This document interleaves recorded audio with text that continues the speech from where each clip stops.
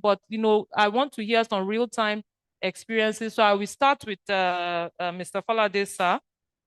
Please, I was watching your wonderful speech at the Africa Oil Week, and yes, a very wonderful speech. And there was something you said. I wrote it down. I know yours is a fully integrated company. My understanding of that is you operate across the entire value chain. You were speaking to resilience, robustness, and redundancy. Yes, sir. I hope I will not stretch your brain too much. I want to nod, right? So I would just want you to talk to us how you've used that in the business, but with specific focus on making gas a reality. Please, sir, that will even be a major learning point for even me. I sit on non-associated of 3.8 TCF. I'm still trying to structure it, attract that funding. We have flares we're trying to shut down. Sir, how have you made a success of yours? So I will see how I can learn. Thank you. All right. Thank you very much for putting me on the spot on that. Apologize, sir. No, that's fine. I think we're here to share knowledge and perspective. For context, for those who might not be aware of the organization that I work for, our name is Aradel. We are an integrated independent energy company. We pioneered the concept of marginal field operation. We are in our 18th, going to 19th year of continuous production. We negotiated for a field bilaterally before it became a government-run process with what was then known as Gulf Oil. The marginal field is in Ogbele, which is in the Aoda Hills local government area of Rivers State. At the time we negotiated for that field, the deemed reserves in place remaining was about 5 million barrels. And production there was less than 8,000 barrels. Today, as I speak with you, our production as at yesterday is 13,200 barrels a day. And we have cumulatively extracted closer to 30 million barrels, and with as much as probably about double of that remaining. And that's by deploying technology and all of that. And may I say that this is a 100% Nigerian run business. But what we did, thank you. But what we did was to have a clear focus and agenda in mind that we're not just going to produce crude for the purpose of just exporting it and earning dollars. That was very attractive.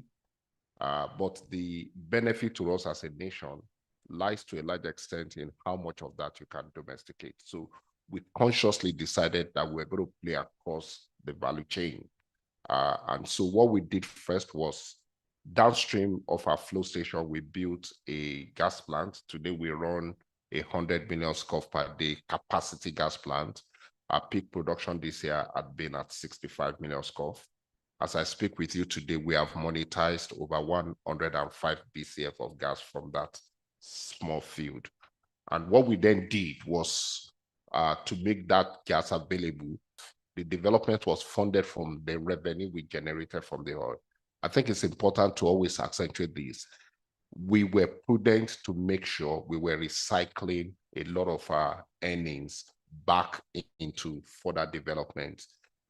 Today, we are one of the least leveraged independent company you will find in our space in the industry today. And that's because we funnel our revenues and earnings from the upstream. We built that gas plant, and we didn't stop at that. We then also pioneered what we know today as modular refinery, and we built a modular refinery that came on stream in 2010, initially supplying AGO at 1,000 barrel per day capacity, but we've since expanded that into 11,000 barrels per day, where we produce other products that includes HFO, DPK, naphtha, and MDO. So essentially, from the reserves to the point of sale, we've managed to build an integrated system of an upstream operation, a midstream gas processing, and a midstream refinery. And as I speak today, we've also further integrated into that, following the trend of the energy transition into renewables. On Monday last week, we commissioned the first site of our mini grid solution. We have 5 different villages that we are bringing into electricity using mini grid. I think the silver bullet to that is prudence.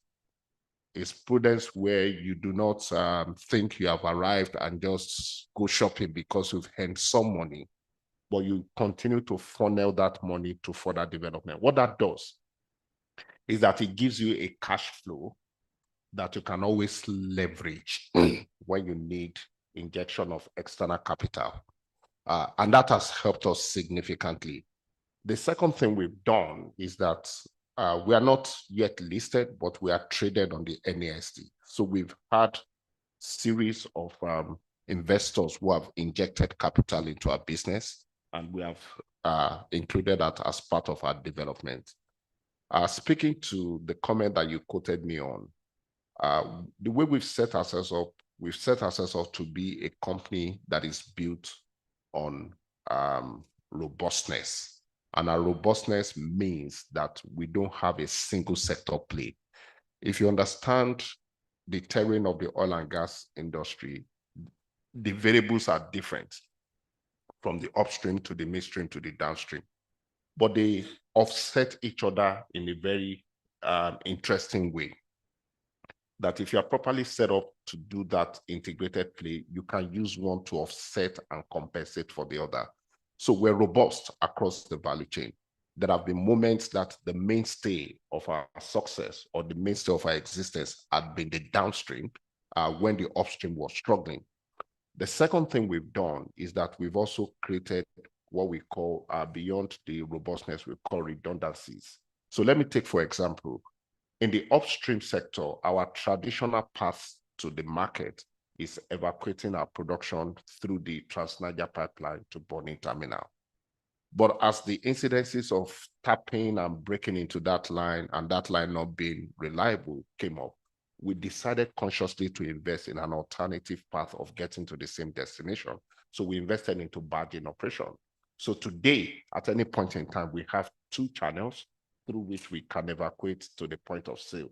That's a level of redundancy that has kept us going and has ensured that we don't have to dial back and defer our production because the TMP is down. But it's not just that we created that redundancy in terms of how we move the molecules to the point of sale. We now also have a second layer of redundancy because we're able to funnel to the refinery. So whenever you have challenges with getting to the export terminal, we continue to funnel the refinery, and that builds us for us a very strong, redundant infrastructure for monetizing our hydrocarbon resources. In the gas space, we are also very redundant. Our gas molecules, we are the only party today, third-party supplier, or well, let me say we're the first third-party gas supplier to NLNG, who is not a member of the NLNG joint venture. And we've done that for 11 years. We also supply the domestic market. So at every point in time, we have a redundant path to the gas market. In our refinery production, of the 5 slates of products that we have, some of them we sell to the export market, some of them we sell domestically. So that principle of robustness and redundancy just makes us to be very resilient and helps us to continue to weather the storm, helps us to generate a healthy cash stream that we can always leverage for further investment in gas. Our medium-term and long-term plan is actually more robust on gas development than oil. And whilst we recognize we'll not be able to achieve all of that from cash that we generate from the business, we are very attractive to lenders and to capital providers to the market because we have a cash flow they can always leverage on.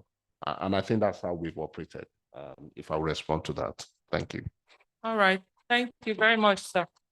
If I must say, very good business model. I think what I hear somewhere in between the line there is, structure and being very deliberate. It's some of what I think we lack in this country. I'm sorry, but I'm just going to say some hardcore. We just need to be deliberate about things, see them